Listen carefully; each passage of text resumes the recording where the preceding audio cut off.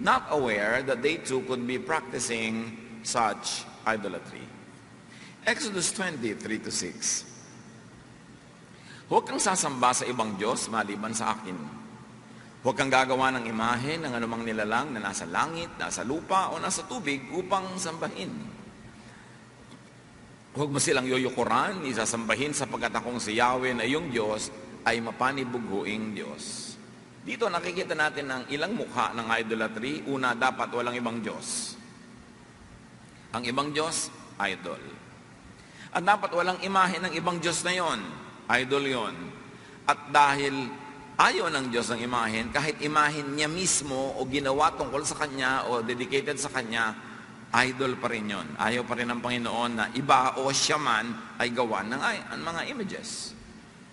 At isa pa na form of idolatry is pagyukod o pagsamba doon sa ibang Diyos, sa imahen ng ibang Diyos o sa imahen ng tunay na Diyos.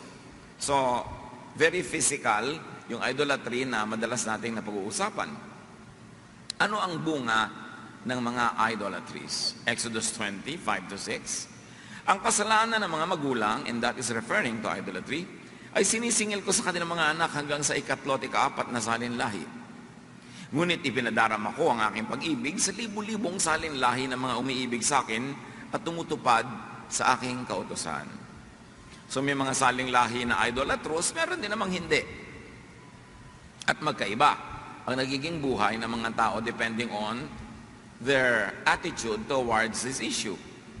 And perhaps yung sinasabi ng Panginoon na pinaparusahan niya hanggang 3rd and 4th generation, perhaps that's not personally inflicted, but as a natural effect of faulty teaching and upbringing. Na pagka ikaw ay idolatrous, in practice, maraming nagiging mali sa style mo ng pamumuhay, and if naturally, may effect yan sa buhay mo na nagmumukha tuloy na parusa. Kasi wala ka sa tama, natural, aani ka ng mali. And this could be what many people refer to as generational sin or generational curse. But whatever, the important message is, submission to idols have bad results. And submission to God without idolatry have infinitely good results. Kaya dapat makilala, yung idolatry ba, yun lang mga kahoy, mga chalk, mga papel, mga paper mache, mga drawing, o may iba pa. At yung ibang idolatry na yan, ang nais nating pagtuunan ng pansin ngayon. Exodus 20:7, do not misuse my name. I am the Lord your God, and I will punish anyone who misuses my name. So the name of God is the image of God. And to misuse that name, to project a wrong aspiration and aspirations of that name, would be to misuse the name. Because God's name, essence, identity, must not be misused. Pero alam natin, maraming gumagamit ng pangalan ng Diyos para magsamantala sa iba, para mandaya, mga emotional blackmail, para manghuthot. It's a misuse of God's name. O kaya para i-impose nila yung kagustuhan nila sa iba. Huy, ayaw ng Diyos niyan. Yung pala, siya lang may ayaw. Yung matakot ka sa Diyos. Yung pala, tinatakot mo lang para makontrol mo yung tao. It is a misuse of God's name. Because you are projecting a wrong image of God. Whatever that image is, you are using and corrupting for your own selfish ends. So to misuse God's name is against God's intended purpose. So balikan natin, an idol that we usually talk about, nagalit kumisan yung mga born-again Christians, mga protestante, yung graven 3D image, which means a false physical image of God. Bakit false ang lahat ng physical images of God? Numbers 23:19, God is not human. Hindi tao ang Diyos. So the moment na gumawa ka ng isang imahen, na sinasabi mo ito, imahen ng Diyos, pero mukhang tao, false na yun. Kasi hindi tao ang Diyos. Lalo na yung mga images na ginagamit ng mga makapangyarihan. For instance, in the longest time in history, yung mga male-dominated societies, ang image nila siyempre ng Diyos, male. To justify male domination of females. And then when Christianity was controlled and franchised by Western churches, the image of God was a white male. Naging white na ang Diyos. Kasi white yung mga nagpapairal ng relihiyon, sila dapat ang maging boss, sila ang kamukha ng Diyos. That's why Hollywood movies that feature even ancient Egypt, biblical stories, so-called, about Egypt, yung mga Egyptians are mga puti. White males, white females, which in reality, Egyptians never looked that way. So, it's a false image. Kahit sa Philippine movies, ang mga artista natin, alam naman natin, mga mestisas, mga half-breed, kuminsan mga full foreign blood, pero ang pangalan halimbawa si Bataluman. Pero ang tunay na palang ngalan pala noon, Ebanikan Fong Fang, ganyan, yung hindi mo na ma-pronounce. False image. Siya ang dalagang bukid, siya ang dalagang nayon, pero hindi naman talaga ganun na itsura ng mga taga-bukid.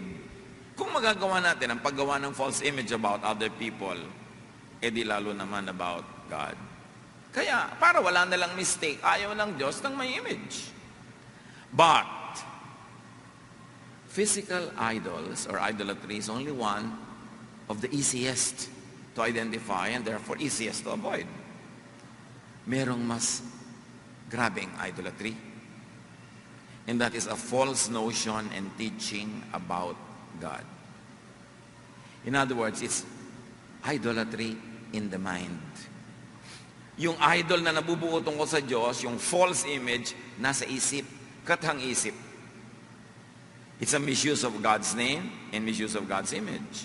Halimbawa, yung image na nabuo sa atin based on the teaching of Old Testament law na ang Diyos ay magagalitin, ang Diyos ay malupit, ang Diyos ay mapaghiganti. Sasabihin ng Diyos, kill the women, the children, and everybody.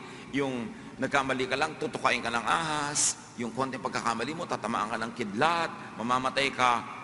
It is an image na nasa loob ng utak ng maraming tao tungkol sa Diyos. Tama ba ang image na yun? Kung tama yun, hindi na sana ipinadala si Jesus. Ipinadala si Jesus para ituwid yung mali. The false image of God had to be corrected because a false image and a false teaching leads to false faith. To wrong faith based on lies about God, whether the lies were made deliberately or inadvertently, sinasadya o dahil lang nagkamali sa kakulangan ng kaalaman, hindi pa rin yun totoo. So anong imahe ng Diyos sa ating isip? Anong imahe ng Diyos ang itinatanim natin sa isip ng mga bata? Na kuminsan para lang padaliin ang pagiging magulang, padaliin natin ang pagkontrol at pagdisiplina, magagalit ang Diyos. Huwag yan, ayaw yan ni Lord. Yung kung ano-ano i-invento natin, yung pala tayo lang yung may ayaw. Ayaw ng Diyos ng ganong image na hindi totoo. And basing it on the attitude and teachings about images, we could classify religions of the world into two. One is that religion which is idols. Ang dami nun. Religion which has teachings of falsehoods about God and religions that misrepresent God. Isang grupo lang lahat yun. Because the other group is the religion which has no idol but instead has the true image of God. And that image of God is none other than Jesus. At hindi natin lalagyan ng name ng denomination o congregation yung true faith na yon. Yun ay beyond label, beyond congregational names, pero ang mahalaga yung content is the church, is the religious group teaching the truth about God the Father in heaven as revealed by Jesus. Kasi di ba sabi, God used to speak to prophets of the old times, but now He has spoken to us through His Son. So, may iba ba na sinabi yung Son sa mga sinasabi ng mga prophet? Of course. Kasi kung pareho lang nang sasabihin, ba't padarating, reviewin na lang yung sinabi ng mga prophets. Pero dahil may kulang, may maluktot, may madilim, dapat itama lahat, kaya dumating si Jesus, the way, the truth, and the life. What image of God is projected by Jesus? That's important. Because any other image of God projected outside of the projection of Jesus could be an idol, a false image. John 1, 1-3 and 14. Nang pasimula ay naroon na ang salita. Ang salita ay kasama ng Diyos. Ang salita ay Diyos.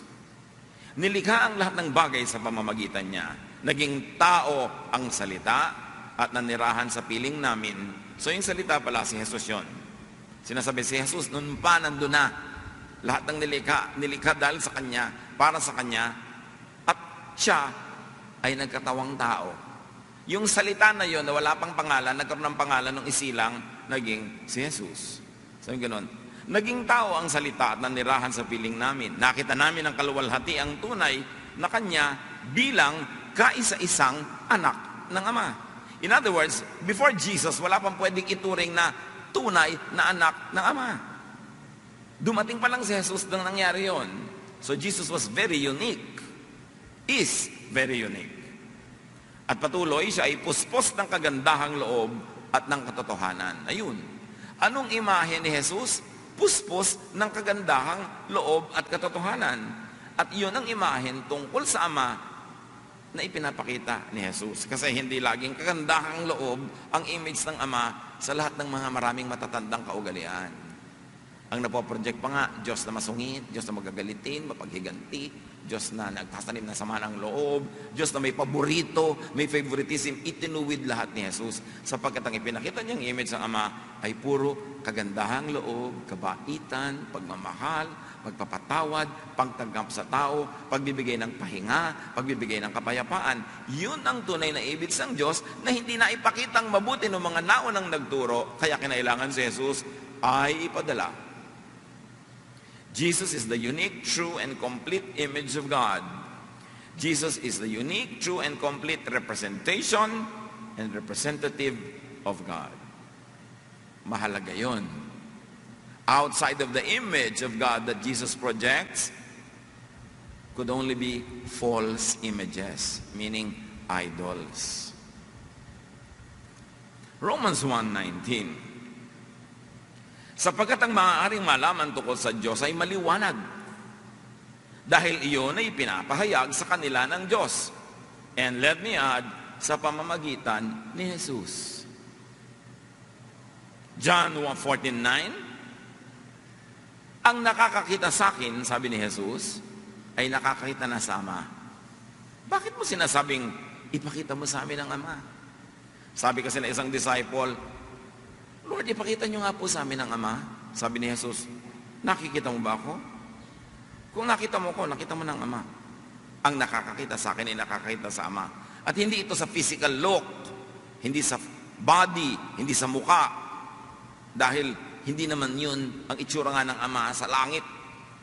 Kundi yung nakakakita means nakakaunawa. Sabi ni Jesus, ang nakakaunawa sa akin, sa teachings ko, daig pa ang nakita ang Ama. Kasi kung merong dapat ipakita sa Ama, tungkol sa Ama, yan ang itinuturo ko. So pag naintindihan mo itinuturo ko, nakita mo ang Ama. Because that is what I am here for, to represent God, to present God to you. Colossians 1:15, Christ is exactly like God, who cannot be seen. He is the firstborn son, superior to all creation. So, hindi physical na look ang pinag-uusapan. Mabuti na lang nilinaw dito, who cannot be seen. So, hindi look ang pinag-uusapan.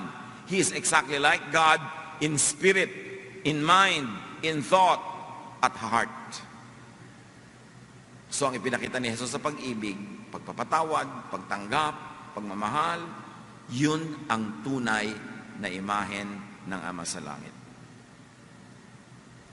And here's a very interesting aside which should not be neglected. Sabi, He is the firstborn son.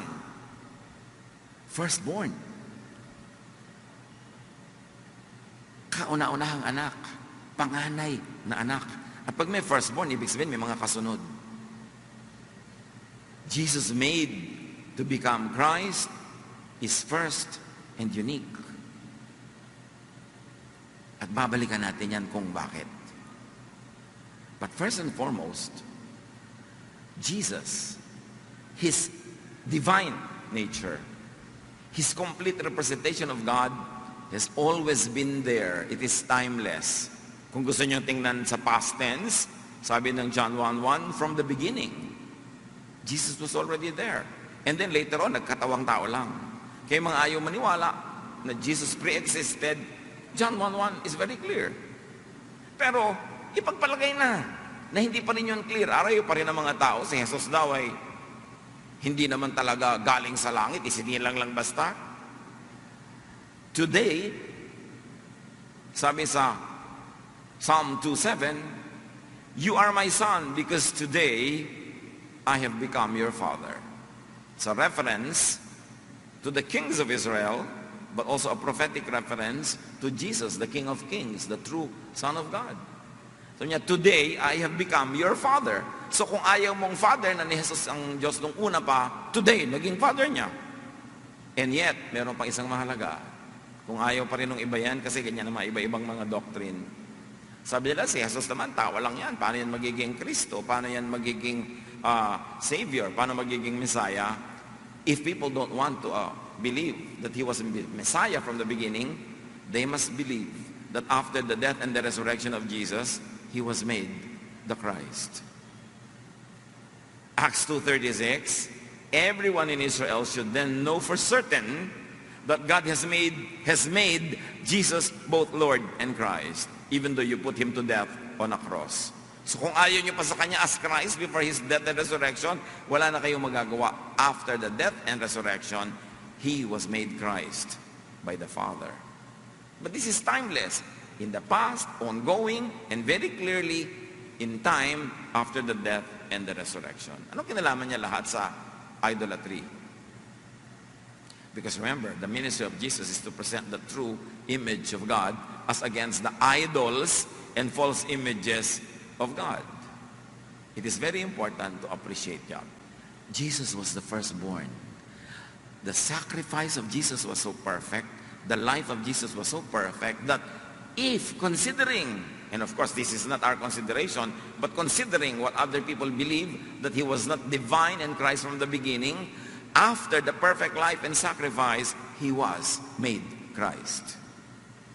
So kung ayaw mo lang before, at least after, you can never deny it. At sabi, this is the firstborn of all creation.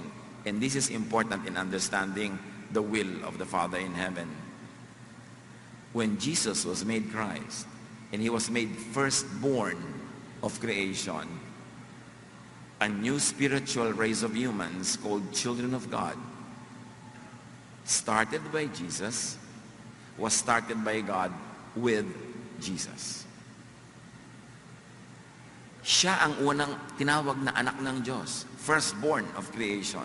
Pero may mga kasunod, dahil lahat ng mananalig kay Jesus na naging tao, ngayon we look backward to Him, at lahat ng naniwala at nanalig sa Jesusness, even though hindi pa siya nagiging tao, pero yung spirit niya ay pinaniniwalaan na noon, yung spirit of love, kindness, na ire-reflect niya about God. These people have become the mga kasunod na anak ng Diyos, parang kapatid ni Jesus. Kaya siya ang firstborn. Nagkaroon ng special spiritual family called the family of God. At yung mga sumusunod sa Diyos through Jesus, tinawag na children of God. Hindi ito dahil lang sila spiritual, dahil sila mabait. This is an identity. This race has a distinctive mark. Ephesians 1:13, and you also were included in Christ when you heard the message of truth, the gospel of your salvation. When you believed, you were marked in Him with a seal, the promised Holy Spirit. Pag sinasabing family of God, hindi lang yun social gathering. Hindi lang yun bansag. Dahil si Jesus ang firstborn of creation because of His perfect sacrifice and perfect life and perfect resurrection, may nasimulang isang bagong pamilya na siya ang unang anak doon ng Ama sa Langit. At lahat ng mananalig sa Kanya ay nagiging member doon at kapatid niya. Kaya sinasabi niya, I call you brothers, I call you friends. At ang pamilyang ito, ang family of God, may tatak na tinatawag na tatak ng Holy Spirit. Kilala at alam ng Diyos sa mga members ng family na ito, at kilala rin ng masasamang espiritu ang members ng family na ito, pero hindi natin kita kasi spiritual mark yun. And how do you get included in that family? Inclusion and transformation is through belief in Jesus during the life of Jesus and after Jesus went back to heaven. But before Jesus became flesh and became a human being, before the Word became flesh, inclusion in that family was belief in Jesus-ness, in the very idea that Jesus would teach, because those ideas were still alive, already alive, even before the incarnation.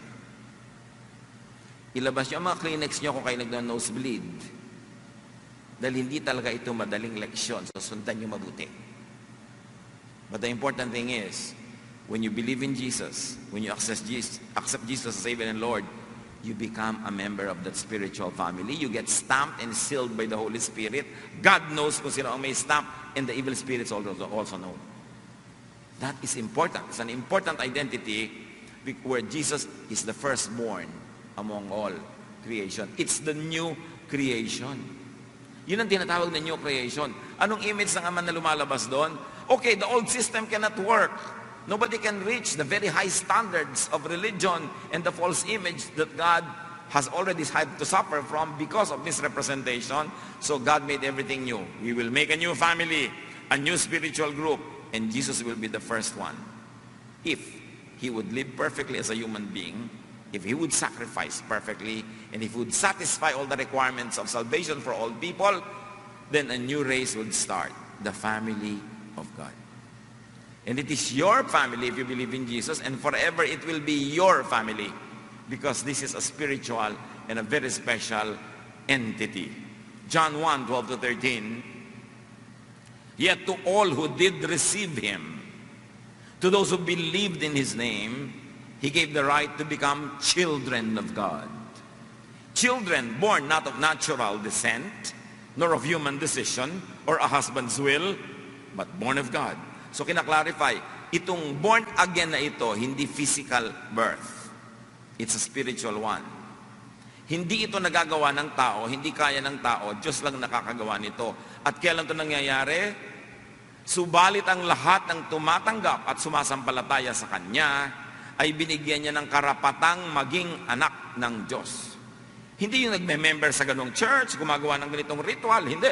Yung tumatanggap at sumasampalataya kay Jesus, whether or not they formally do it or essentially do it, so long as in their spirit it is true that they understood Jesus and Jesus-ness, and they believe in Jesus, ginagawa silang anak ng Diyos. Sila ay nagiging mga anak ng Diyos sa pagpapatuloy ng verse, hindi dahil sa isinilang sila ayon sa kalikasan o sa kagustuhan o sa kagagawa ng tao, kundi ayon sa kalooban ng Diyos. This is the true image of God, that He wants people to be a member of His family, and that can happen when you do it through Jesus. You cannot do it on your own, but you can do it through Jesus. When you believe in Jesus and you receive Him into your heart, into your spirit, you become empowered to become a member of God's spiritual family, and that will be your family forever. Whatever your religious label is, hindi religion ang pinag-usapan, a very personal, a very spiritual understanding of Jesus and acceptance of Him and His teachings. Proven by a life that is subscribed to the teaching of Jesus, though it may be imperfect in its accomplishment every day, but the general direction at human level is really towards Jesus-ness.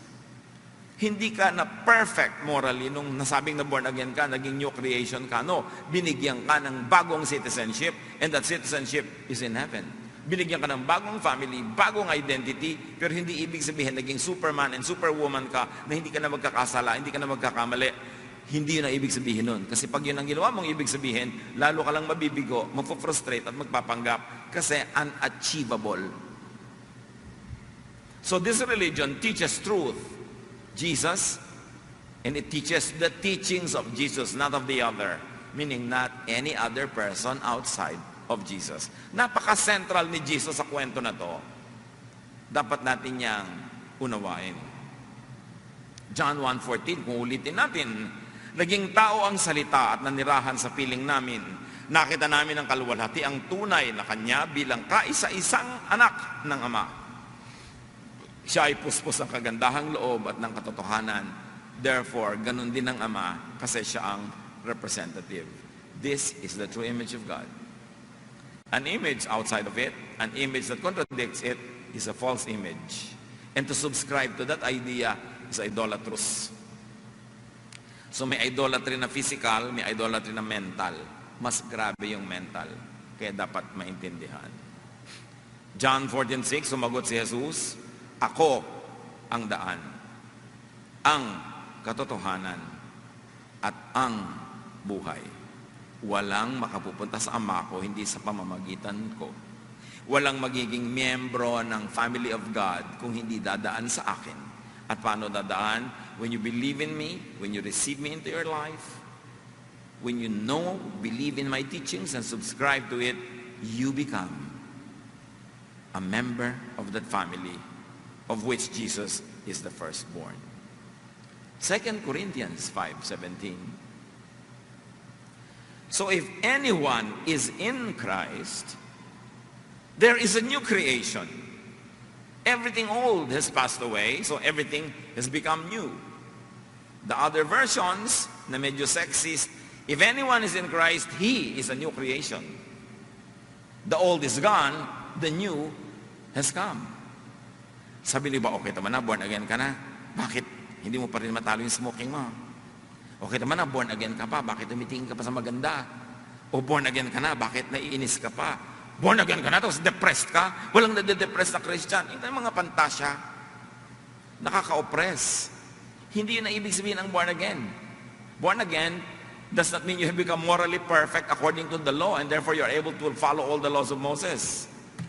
No, born again or new creation means you're now part of a new race of which Jesus is the firstborn. And you get accepted into that family not because you're perfect, but because the work of Jesus is perfect. And you believe in that work, and the benefit of that work becomes yours. Yung mga, you are a new creation, hindi ibig yun, nagbago ka na, bakit ngayon? Natatakot ka pa rin sa dilim. Naging member lang ako ng family of God. Pero yung phobia ko, nandito pa rin. I'm working on it, the Lord is working on it, and with the Lord, it will get better and better. But don't expect magic dahil naniwala ako kay Jesus. Kasi fantasy yan, hindi yan achievable, hindi yan totoo. Eh mga tao tuloy, na-oppress sa kanila, na-born again na sila. Therefore, hindi na sila matatakot sa gagamba, hindi sila matatakot sa ahas, wala na silang takot kahit wala silang kapera-pera, happy-happy sila kahit may sakit silang maluba. Hindi yun ang ibig sabihin ng new creation. Binigyan ka ng bagong membership. Dati, family ka of the darkness, ngayon, family ka of God. So this is salvation from the impossible religious barriers that you have to go through if you want to go to God. Now, Jesus becomes the way, and you're able to surmount those barriers because you have become born again. You have become a new creation. God gave you a new identity. So, true Jesus' faith is not based on man-made teachings. Obviously, yung inabutan ni Jesus sa mga teachings sa Israel at sa lahat ng parte ng mundo, ang dami-daming man-made. Konti lang yung swak talaga at tama dahil di ba, ang kinakausap mga iba-ibang panahon, iba-ibang oras sa mga prophets na iba-ibang kapra-kaprasong mga revelation, pero binuo ni Jesus. A Jesus-led faith is not made on traditions and rituals and organizations. It is the revelation of God through Jesus. At paano mo malalaman na naintindihan mo na ang Diyos through Jesus? You find rest. You find peace. You receive love. And you become more loving. Alam mo, ay may nangyari sa akin. Tinablan na ako ng katuruan ni Jesus. Alam ko na member ako ng family of God. No, bakit hindi ako? Dahil hindi dahil perfect ako. Hindi dahil sinless na ako. Kundi napapayapa na ako, natatanggap ko ng aking sarili, natatanggap ko ang kapwa, natatanggap ko ang mga katotohanan na dati napakahirap tanggapin. At totoo naman, may mga nangyaring improvement at mga pagbabago, pero bunga na lang ito na member ako ng family of God. Hindi ito requirement para maging member. Importante na makawala ang mga tao sa mga traditional teachings kung paano maliligtas at makarating sila sa teaching ni Jesus na manalig ka, sumampalataya ka, at ikay magiging member of the family of God. Mark 7:8, binabaliwala ninyo ang utos ng Diyos at ang sinusunod ninyo yung mga tradisyon ng tao. Yan ang inabutang katuruan ni Jesus. Pero iniba. Ang linaw-linaw ng sabi ni Pablo, Galatians 3:28, wala nang pagkakaiba ang Hudyo at ang Griego, ang alipin at ang malaya, ang lalaki at ang babae. Kayong lahat ay iisa na dahil sa inyong pakikipag-isa kay Kristo. So, nung araw, ino-oppress sila yung mga babae kasi nga ang image ng Diyos is a domineering male figure. So, apihin ang mga babae kasi hindi siya image ng Diyos. But you know, the Bible says that male and female, He created them. In His image, He created them. Therefore, the completeness of the maleness, of the femaleness, of humanness reflects the image of God.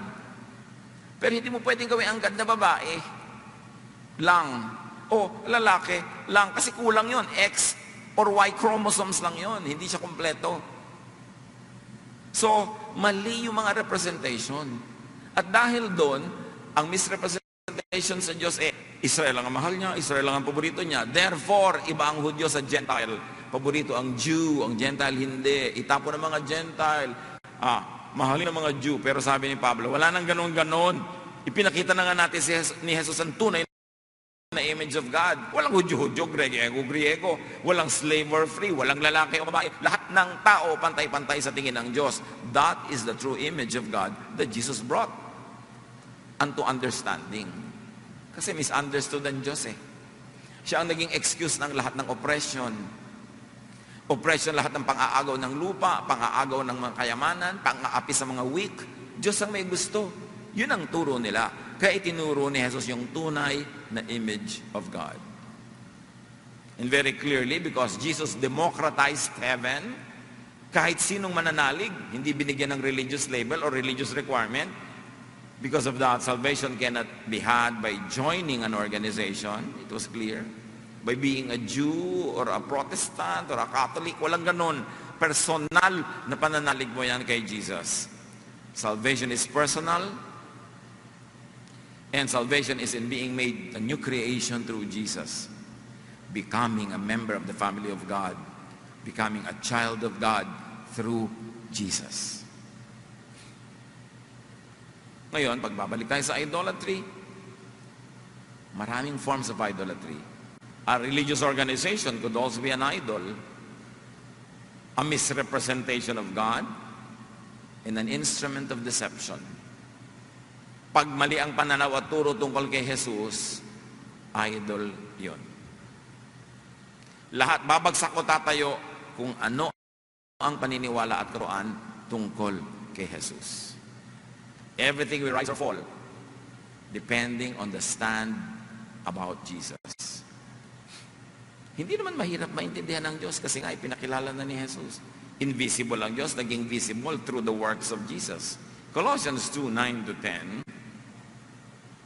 Sapagkat ang buong kalikasan ng Diyos ay nakay Kristo sa kanyang pagiging tao. Kaya't nalubos ang inyong buhay sa pamamagitan ng inyong pakikipag-isa sa Kanya na siyang nakakasakop sa lahat ng kapangyarihan at pamamahala. All that God wants people to hear and see, to know about Him, and salvation is revealed in, through, and by Christ, by Jesus. Kaya mga kapatid, lagi may mga nagtatanong, ano po bang uunahin ko sa Bible na pag-aaralan? Ano bang bibigyan ko ng focus? Gospels. Matthew, Mark, Luke, John. Because the Gospels tell of Jesus. Marami kang mapupulot sa iba, pero yun ang unahin mo at yun ang gawin mong pamantayan at panukat sa lahat ng mababasa mo.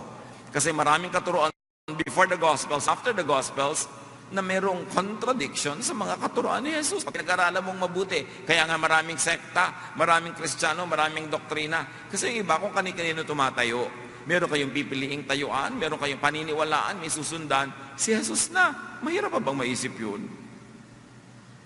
And of course, the book of Romans, the book of Galatians, that reflect very, very powerfully the liberating teachings of Jesus.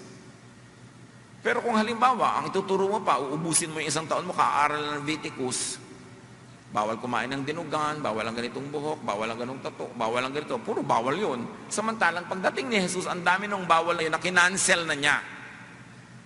Yung mga kung ano-anong pagkain, sabi niya, hindi mahalaga kung ano pumapasok sa bibig, kundi lumalabas. Ibig sabihin, hindi lahat ng katuruan nung araw, universal ang value. Effective nung araw, pero winakasan na ni Jesus. Kasi iba na ang panahon, iba na ang pangangailangan, at ipinapakilala na niya ang tunay na imahe ng Diyos na maibigin, mapagmahal, inclusive. Kaya pag ang pinagmaster mo na ituro ay yung mga puro bawal-bawal, ang lahat ng tao na o-oppress, lahat nalulungkot, nagiging mahigpit ka, at exactly yun ang binaligtad ni Jesus. Pagka pinakinggan mo, kahit isa sa 10 Commandments, yung Sabbath, talagang wala kang gagawin during the Sabbath. Pero di ba si Jesus ang dami niyang hinimala na ginawa during the Sabbath para i-emphasize ang katotohanan na malaya na rin kayo sa kautusan na yan. Kung meron kayong magagawa na mabuti para sa iba, mabuti para sa inyo, Sabbath or no Sabbath, do it.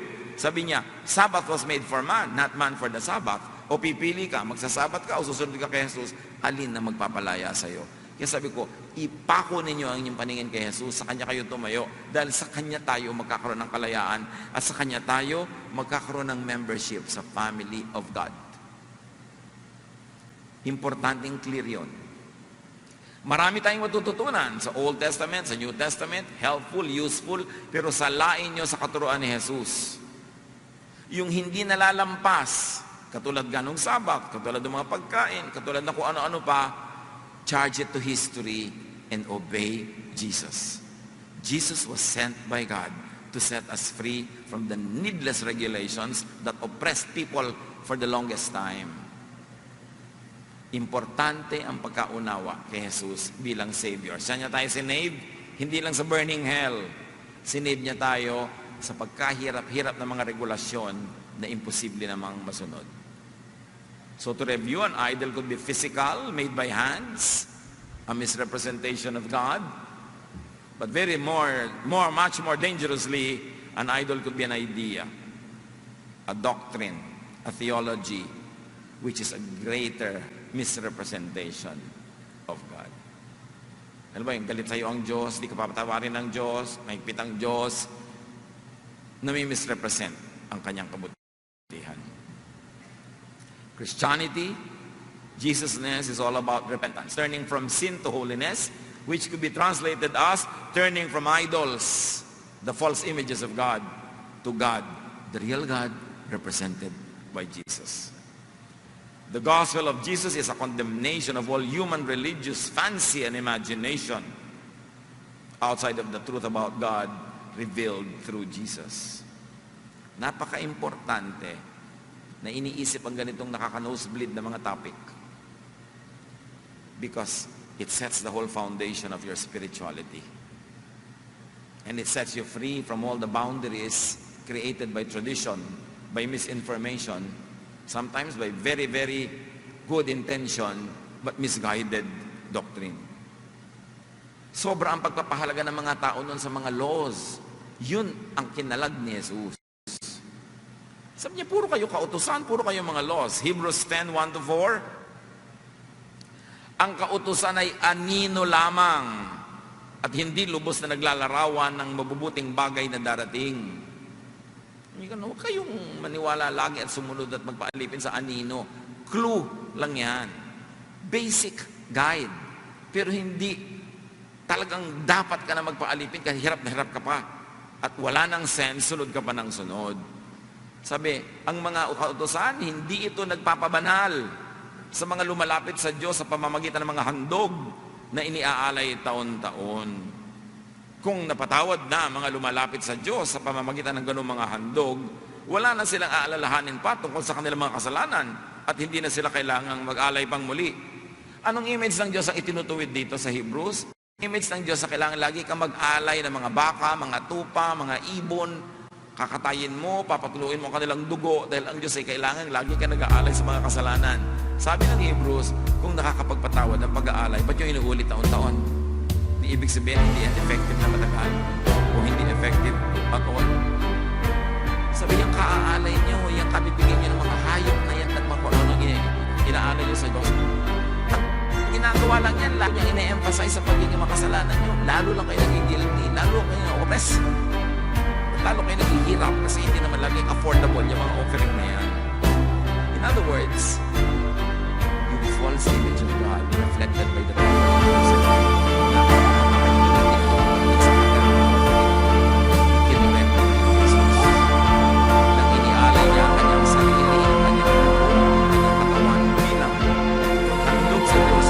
for all, hindi na kailangan makalay ng blood sacrifices. So may mga movement ngayon, gusto na tayo yung temple sa Jerusalem. Para the temple was for animal sacrifices. And without animal sacrifice, because it's already made irrelevant by the sacrifice of Jesus, aanin mo pa yung temple. Inilipat na ng Diyos ang templo. You are the temple of the Holy Spirit. You are a member of the family of God. The temple you carry with you everywhere. Hindi mo kailangan magbiyahe, gumastos, lumapit sa temple dahil tayo na ang ginawang temple. Kita niyo ang pag-ibig ng Diyos. Ibinaba ang langit kahit nga sa prayer. Thy kingdom come. Hindi ka na nga pinapaakyat sa langit. Pinapababa yung langit sa iyo. Mapa sa amin ng kaharian mo. Thy kingdom come. We are the temple. We have become members of God's family by believing in Jesus. Yun ang tinatawag na kalayaan. Kasi pag susundin mo yung other alternative, the law, wala kang hope. Hindi mo kayang sundin all the law, all the time. Kaya si Jesus ang way. Sa pagpapatuloy ng Hebrews, verse 3. Ngunit ang mga alay na ito ay nagpapagunita sa mga tao ng kanilang mga kasalanan taon-taon. Sapagkat ang dugo ng mga toro at mga kambing ay hindi na makakapawi ng mga kasalanan. Can you imagine? Ang dami na nilang nai-offer. Hindi pala nakakapawi ng kasalanan. Sayang. Because it is premised on a wrong image of God na mahilig sa mga ganun. Romans 1:18-23, nahahayag mula sa langit ang poot ng Diyos laban sa lahat ng kalapastanganan at kasamaan ng mga taong dahil sa kanilang kasamaan ay hinahadlangan ng katotohanan. Nakita niyo ang ultimate kasamaan? Hindi man lang binanggit yung pagpatay ng tao, pagnanakaw, hindi. Although masama yun. Pero ang ultimate is yung paghadlang sa katotohanan. Yung itago mo ang totoo. Kasi totoo lang ang nagpapalaya. Pag walang katotohanan, walang kalayaan, yun ang pinaka-ultimate crime that can do against humanity. Verse 19, sapagkat ang maaaring malaman tungkol sa Diyos ay maliwanag. Maliwanag dahil pinaliwanag ni Jesus. That's why He is the light. Dahil iyon ay pinapahayag sa kanila ng Diyos. Kaya wala na silang maidadahilan pa. Kahit na kinilala nila ang Diyos, siya hindi nila pinarangalan bilang Diyos, ni pinasalamatan man. Sa halip, naghaka-haka sila ng mga bagay na walang kabuluhan, kaya't nagdilim ang hangal nilang pag-iisip. Sila'y nagmamarunong, ngunit lumilitaw na sila yung mga hangal. At ang tinutukoy dito, the religious leaders, nagmamarunong, pero sabi nga ni Jesus, kayo ang hadlang. You travel over land and sea to win a single convert, and when you have converted him, you turn him into a son of hell, twice as bad as you are. The very harsh and truthful words of Jesus were always for the religious, not for the so-called sinners. Kasi sila ang nagpapahirap ng buhay ng mga tao at sila ang naghahadlang sa mga tao para magkaroon ng kaluwalhatian ng Diyos. Sabi niya, you shut the door of heaven to men. You don't enter and you don't allow anybody else to enter. Puro kayo relihiyon. Puro kayo pagbabalat kayo, pagkukunwari. Puro kayo mga regulasyon. Pero wala kayo na idudulot na pahinga o kapayapaan sa mga tao. And verse 23, tinalikuran nila ang kaluwalhatian ng Diyos na walang kamatayan at sinamban nila yung mga larawan ng mga taong may kamatayan, ng mga ibon, ng mga hayop na lumalakad at ng mga hayop na gumagapang. So bumalik sa physical idolatry, which really is an entry point into understanding mental idolatry. They worship, and their worship is not of the Creator, but of people and things. Their imagined theologies, their man-made teachings. They misread, misinterpret, and misapply verses. At ito, isa pa natin bantayan na image. Idol verses. Yung mga Protestants, kuminsan, sobrang mag-criticize sa mga ibang religion na may mga physical images, pero hindi nila napapansin. Meron din sila mga poon-poonan, mga verses, kung pwede lang i-process yung mga verses.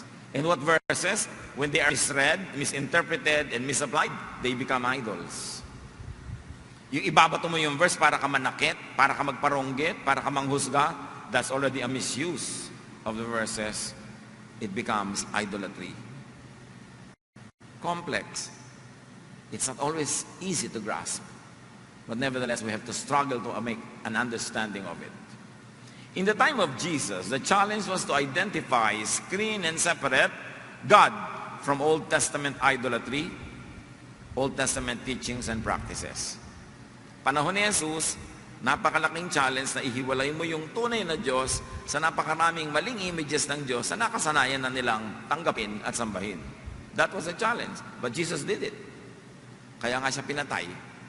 Hinihiwalay ni Jesus ang Diyos Ama mula sa mga kabalbalan na inimbento ng mga tao at inihalo nila sa Diyos Ama at pinagsasama nila na ito ang Diyos. Pinaghiwalay yun ni Jesus. Ito ang Diyos, yan, Diyos-Diyosan nyo lang. Kaya nagagalit sa kanya yung mga religious leaders. In our time, there's a new challenge. The challenge is to identify and screen and to separate Jesus from the New Testament and post-New Testament idolatry, teachings, and practices. Nandun pa lang si Jesus, marami ng mga kabalbalan na ginagawa yung mga sinasabi nila followers ni Jesus.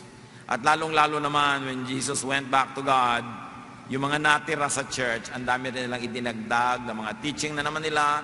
Yung iba nag-relapse, na nag-backslide into Judaism, pinaghalo ang Judaism and Christianity. Yung iba naman umimbento ng sarili-saring doctrine na hindi itinuro ni Jesus, pero naging doktrina na rin ng Christianity. Like, bawal tumugtog ang mahaba ang buhok na lalaki. Parang wala sinabi si Jesus na ganun. Bawal tumugtog, kung tumutugtog ka sa iba, may gig ka, tapos tumugtog ka sa church, walang ganun. Wala naman sinabi si Jesus na ganun. Mga inimbentong doktrina uli. Bawal magligawan ng mga member ng choir. Kung binata't dalaga, mano naman, pero inimbento na rin yun. Ang dami pa. Akala nyo, yung iba lang ang may idols, even Bible-based evangelical Christians have so many idols, invented gods. Nagdadagdag sa hirap ng mga tao. Hindi ka pwedeng sumamba nang hindi ka nakadress. Hindi ka pwedeng attend ng naka-jogging pants. Talaga? Anong verse ang may sabi nun? Dapat Sunday best. Teka, kailan nangyari yon? Even the Israelites went to the temple and to the prayer house 5 times a day. Wala naman silang panlakad. Kung ano yung suot nila, yun na rin. Well, hindi naman masama na maging presentable, no? Pero kung yun ang kasuotan, edi yun. Kontian lang ang mga batas. Marami mga churches, hindi pwede tumugtog ng drum. Of the devil yon. Pero organ, pwede, na ginagamit sa horror movies. Yung bakit kaya ang daming iniimbento ng mga batas? Sabi ni Paul sa mga Galatians na tumatalikod sa kalayaan kay Jesus at lumululun uli ng mga mahihirap na katuruan na malaya na nga sila dapat. Galatians 3:1, mga hangal kayo mga taga-Galatia, sino ang nakagayuma sa inyo? And the more exact words is caught very vividly by the new Pinoy version to be released soon by the Philippine Bible Society. Sabi niya sa Galatians 3:1, ang bobo nyo talaga mga Galatians. Hindi kayo nag-iisip na kulang ba kayo? Kung na-offend kayo, huwag kayong masyadong maarte. Yun ang tunay na language ng New Testament. You know, Greek New Testament, the Greek of the New Testament is street language. Hindi siya refined language. Yun ang language of the people. Pinaganda lang ng pinaganda kasi ginagamit sa formal Western churches, ginawang pang-seremonya, pang-ritual, so yung language tumaas ng tumaas, lumayo sa pinanggalingan. Pero isa lang ang ibig sabihin, ano man ang version ng Galatians 3:1, napakalaking kahangalan na bumalik sa mga pinalaya na kayo ni Jesus, babalik pa kayo. 1 Corinthians 10:14, my dear friends, flee from idolatry, both material and mental idols. Maraming mental idols, like mental prisons. Like, naku, hindi ako pwede magbayad pag Monday. Ba't mo inimbento yung batas na yun? Nag-iintay ako. Ba't di mo pa ako bayaran? Ba't bumagawa ka ng mga batas na ganyan? Diba? Sino may sabi niyan? Yung, naku, mahirap na ganito, ganyan-ganyan. Huwag kang iibig sa may nunal, sa tuluan ng luha. Ang dami nating iniimbento, akala nyo, na pampahirap sa buhay, pampasikip, at pampahirap sa kapwa. Romans 12:2, para daw makalaya, lalo sa mga mental idols, do not conform to the pattern of this world. And that pattern of this world doesn't mean worldliness, to the religious patterns of established religion. Do not conform to the pattern of this world, but be transformed by the renewing of your mind. So ang tunay na kalayaan sa isip. Then you will be able to test and approve what God's will is. His good, pleasing, and perfect will. Study things you believe in. Question things you believe in. Search and refine your knowledge of God. Grow your knowledge and identify idols in your mind so you can get rid of them and you can be free in Jesus. Panginoon, turuan niyo po kami na i-apply sa pang-araw-araw na buhay itong mga masalimot na mga usapan.